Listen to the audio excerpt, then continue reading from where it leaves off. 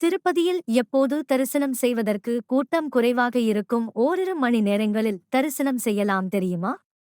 June, July மாதம் பள்ளிகள் மற்றும் கல்லூரிகள் திறக்கும் மாதம் என்பதால் பொதுவாகவே திருப்பதிக்கு வருகை தரும் பக்தர்களின் எண்ணிக்கை குறைவாக இருக்கும். ஜூலை மாதம் திருப்பதி தரிசனத்திற்கு ஏப்ரல் மாதமே முன்பதிவு முடிந்திருக்கும். இதைத் தவிர்த்து இலவசமாக வழங்கப்படும் சர்வ தரிசன டோக்கன்கள் மற்றும் மலை ஏறுபவர்களுக்கு வழங்கப்படும் தரிசன டிக்கெட் சுலபமாகவே கிடைக்கும். ஜூன், ஜூலை மாதத்தில் சர்வதேசனை டோக்கன் மற்றும் முன்பதிவு இல்லாமல் தரிசனம் செய்பவர்கள் கூட அதிகபட்சமாக 6 மணி நேரத்தில் தரிசனம் செய்ய முடியும் என்று கூறப்படுகிறது.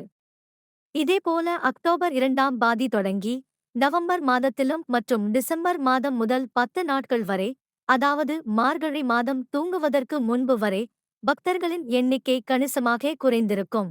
இந்த காலகட்டத்தில் திருப்பதி தரிசன டிக்கெட் முன்பதிவு செய்யாதவர்கள் கூட அதிக நேரம் நிற்க வேண்டிய அவசியம் இல்லாமல் சில மணி நேரங்களிலே ஏழுமலையானை தரிசிக்க முடியும். பிப்ரவரி மாதம் மற்றும் மார்ச் மாதம் முதல் 2 வாரங்கள் வரை நவம்பர் மாதம் போலவே கூட்டம் பக்தர்களின் எண்ணிக்கை குறைவாகவே இருக்கும்.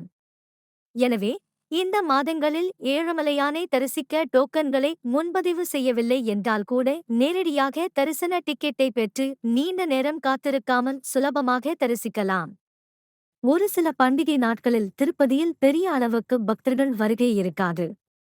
விநாயகர் சதுர்த்தி மற்றும் தீபாவளி பண்டிகை நாட்களில் திருப்பதியில் சுலபமாக ஏழுமலையானை தரிசிக்கலாம் என்றும் கூறப்படுகிறது.